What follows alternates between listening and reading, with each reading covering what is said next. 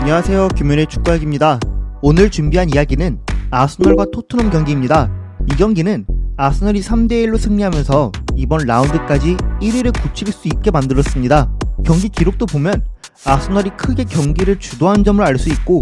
토트넘은 손흥민 선수의 터치맵과 히트맵을 봤을 때 여러가지 의문점들이 있었고,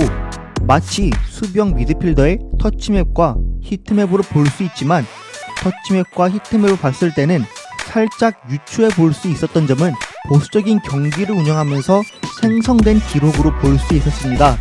그래서 오늘 분석은 두 가지의 초점을 맞춰서 분석을 준비했는데, 첫 번째는 아스널이 대체적으로 어떤 식으로 공격을 펼쳤고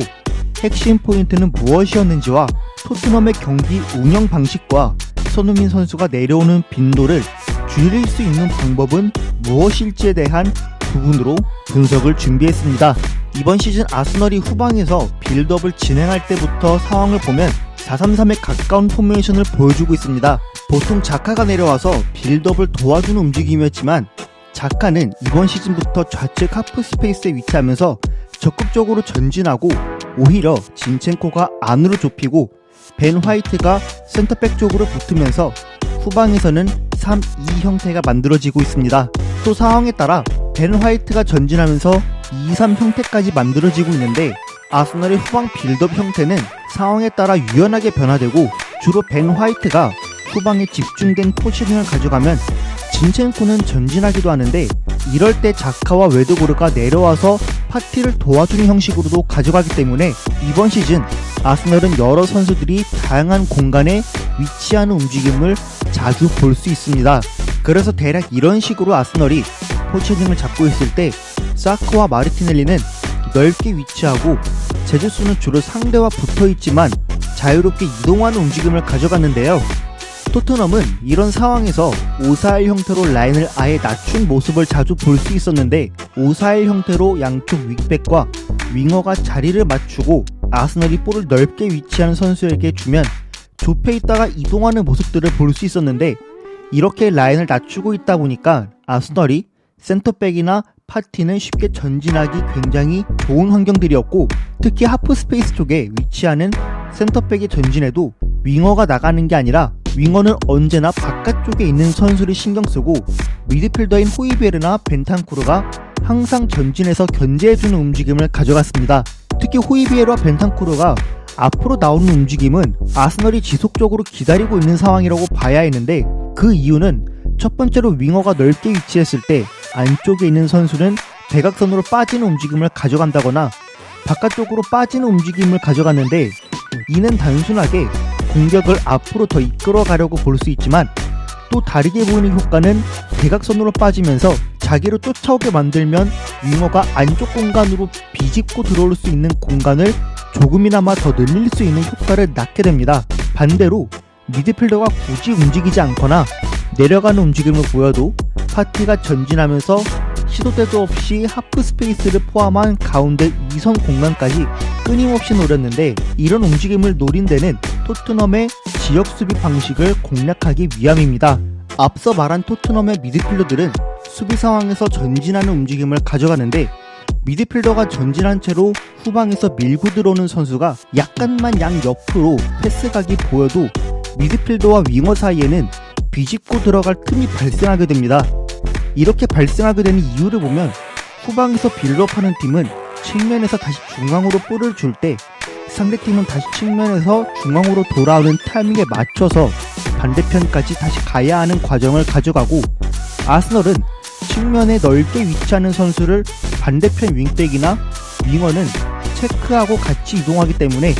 이 이동하는 과정에서 살짝 틈이 보이기 쉬운데, 이런 틈을 통해 파티나 센터백이 볼을 넣어주고 웨데고르나 자카가 볼 터치를 간결하게 가져가면서 뒤집고 들어가도록 만들 수 있기 위함에 지속적으로 미드필더가 바깥으로 나오도록 유도하고 2선 공간을 넓게 만들려고 했습니다. 지금 딱 이런 상황을 보면 앞서 말한 대로 진첸코와 벤 화이트가 뒤에 위치하고 윙어가 안으로 들어온 상황인데, 먼저 후방의 센터백까지 5명이 확보된 상황에서 아스널은 토트넘의 역습을 충분한 숫자로 대비할 수 있는 점도 볼 수 있고, 풀백이 파티와 같이 3선에 위치한 점도 볼 때 상대 선수를 바깥으로 끌어당기려는 점을 파악할 수 있습니다. 이런 상황을 보면 파티가 2선으로 볼을 투입해주기 위해 공간을 먼저 스캐닝해주는 모습을 볼 수 있는데, 여기서 마르티넬리가 더 치고 들어오지 않고 파티에게 볼을 주면 조금 더 외대고르나 2선에 가깝게 볼을 전개하면서 결정적인 기회를 만들 수도 있었고, 이 경기에서 파티가 스캐닝하는 시야를 꾸준히 체크해주는 걸 보면 2선 쪽으로 볼을 연결해주려는 의도도 파악할 수 있었습니다. 또 윙어들이 바깥쪽에서 안으로 들어오는 움직임을 가져갔는데, 이는 윙어들의 성향이기도 했지만 윙어가 안으로 들어오면서 볼이 위치한 쪽으로 쏠리게 되면 반대쪽에서 지속적으로 공간이 열리기 때문에 아스널은 지속적으로 공간이 열리도록 유도하는 패턴 플레이를 보였습니다. 특히 마르티넬리와 사카는 볼을 잡고도 1대1 상황에서 과감하게 돌파를 하거나 안으로 들어오는 장면들을 많이 보였는데, 지속적으로 자기들이 위치한 쪽으로 끌고 당기면서 반대편 공간을 만들었기 때문에 아스널이 바깥쪽에서 슈팅할 공간을 열었다고 봐야 했습니다. 이제 토트넘의 이야기를 해보자면, 토트넘은 이번 경기에서 손흥민이 수비형 미드필더로 뛴 것이 아닌가 하는 의문이 들 정도로 손흥민이 꽤 낮은 곳까지 내려와서 빌드업을 도와주는 흔적들을 볼 수는 있었습니다. 토트넘이 5-4-1 수비를 시작하고 역습을 나가려는 상황들을 맞이하다 보니까 호이베르와 벤탄쿠르는 3선에서 빌드업을 도와주고, 볼을 앞쪽 지역으로 보냈을 때 손흥민은 내려와서 앞으로 돌려놓거나 뒤에 있는 선수에게 내주면서 토트넘의 공격 흐름이 앞쪽으로 나갈 수 있게 만드는 것이 주 패턴이었습니다. 때문에 후방에서 빌드업을 해도 아스널이 전방 압박하면서 토트넘을 뒤로 밀리게 만들면 측면이나 가운데 공간에서 이선과의 거리가 멀어져 끊기기 더 쉬워지기 때문에 손흥민은 더 내려와서 받아야 했고, 이는 히샤를리송도 마찬가지였습니다. 그래서 손흥민은 27번의 터치 속에 앞으로 돌려놓거나 주변에 있는 선수에게 주고 볼을 앞으로 돌려놓고 다시 스프린트를 통해 앞으로 달려나가는 패턴을 보였는데,